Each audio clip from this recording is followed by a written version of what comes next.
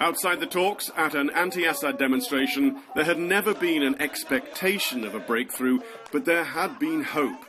After less than half an hour of the final day's meeting, that was dashed. The talks broke up amid recriminations.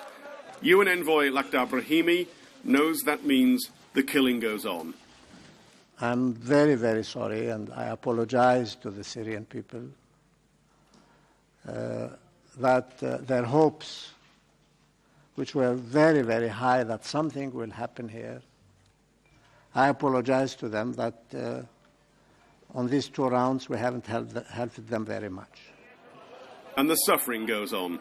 In Homs there had at least been a temporary local ceasefire that had allowed a small amount of food aid to go in. When the shooting begins again, the convoys will have to stop. The government and opposition in Geneva blamed each other for the lack of progress. The opposition says the government won't discuss the idea of President Assad standing down. The government says the opposition will not talk about disarming terrorists.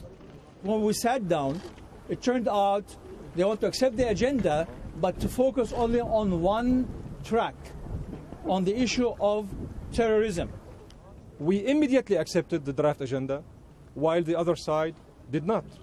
You know, whatever you hear from these amateurs when they come here and they stand on the podium and they address the media, the international media, this is not accurate. Mr. Brahimi did not say who he felt was at fault for what is essentially a breakdown in the talks, but the British government did. Foreign Secretary William Hague said the responsibility for it lies squarely with the Assad regime.